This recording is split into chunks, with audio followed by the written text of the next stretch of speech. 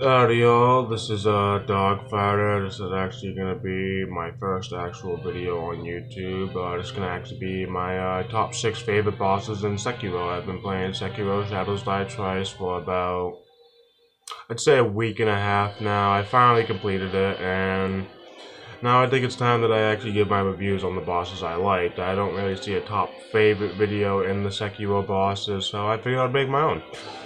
We're gonna start off with number 6. There'll be pictures up over here. Number 6 is Guyaba Masataka.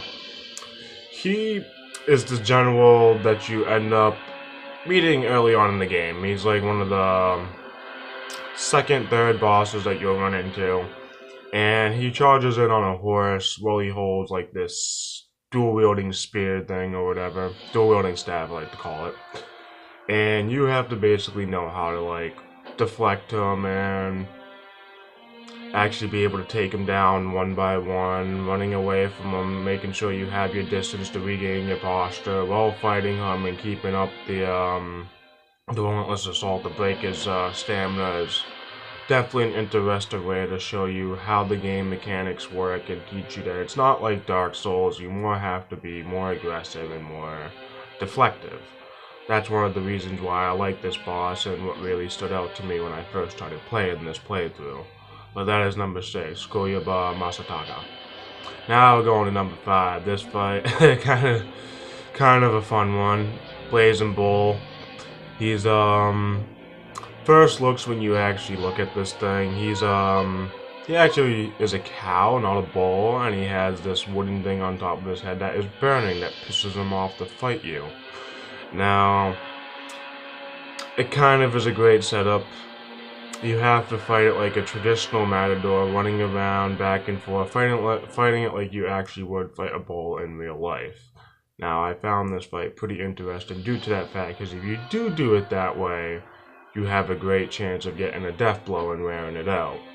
Now, that was one of the things I've learned about the game that kind of clicked to me, where it's like, okay, can't always deflect. Well, you have to deflect, but you gotta know when to run too. Dodging is still there, but if you dodge in later bosses, you get punished, etc. But that's number 5, the Blazing Bull. That's where he sits. Now we're going to number 4, Lady Butterfly. She was kind of a hard one. I kind of wanted to put her in the third space, but I feel like she sits at 4 because when you first meet her, she's in the Herita state. You only meet her once, but this is the part of the fighting in the game that actually got me to the point where, okay, there's a rhythm to these fights. You can actually bait them into doing things, like when you hit Lady Butterfly, she will actually retaliate into a 2 to 3 hit combo that will leave you open to let you do some attacks. Sometimes when she does a jump attack, you can dodge it and hit her, etc. But it's kind of interesting, because when you kill her, this phase kind of shocks me a bit, because she gets back up and you think the fight's over, and now you gotta go back at it again, with this time she's spawning apparitions of illusions, and you have to use snap seeds. You don't have to if you don't want to, you can run and dodge them, but I've learned that she's one of my favorite boss battles because of the way she fights, the way she encourages you to actually take her down. It's interesting, and that's why she sits up at number 4 as Lady Butterfly. Now going on to number 3, which kind of hated and loved this boss a bit. Another picture will be coming up. Guardian Ape. Pretty sure a lot of people feel my pain with this one, where thing doesn't like to stop attacking, and you have to basically look for one small window to open up and hit him at least 1 or 2 times, sometimes 3 if you're lucky, if you want to chance it with him. But then again, I've learned that you can use oil and fire against him, and you can actually physically cheat that boss if you wanted to. But I feel like since I fought him the tough way, I was a bit more rewarding, and well, I have to mention that looking at his face, you can't tell me that doesn't look like Kratos from God of War, because there's some Easter egg going on over there.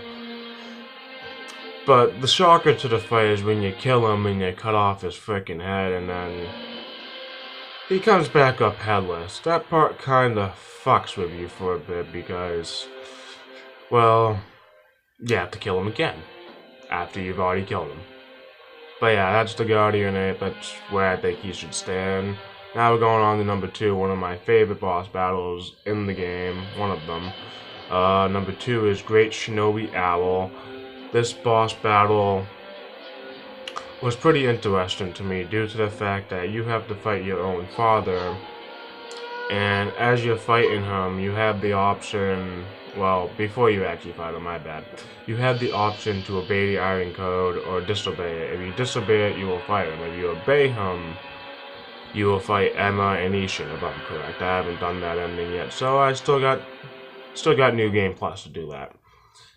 But I like it when you finally beat him and you actually have to learn how to fight him compared to Lady Butterfly where she has a rhythm. This one doesn't. You actually have to figure out what he's going to do to you. He has 5 different strains of attacks that you have to know how to block, dodge, and actually counter correctly if you want any chance of success to get into that second phase. And even if you get to the second phase, he does more things like throwing firecrackers at you, freaking shurikens, jumping up in the air, freaking slamming down with a top heavy, you name it, he's freaking out there. But he is a great boss battle due to that fact. He teaches basically everything you've learned, you kind of want to use it there. That's number 2, Great Shinobi Owl. Also, I know you can fight him again if you go to the Herita Estate, but you gotta be doing the purification ending from what I've told. Right now I'm in the process of it, so that's for another time. Now number 1. My favorite boss battle. Now, this one was the hardest for me. Had to have died 30 times. Picture's gonna be coming up now. It's Ishin the Sword Saint, final boss in the game. Now, I'm not really gonna spoil any story for him. Basically, I'm just gonna explain how he fights. He has 4 phases, unless you're not counting Genichiro, then he only has 3 phases if you only count Ishin the Sword Saint.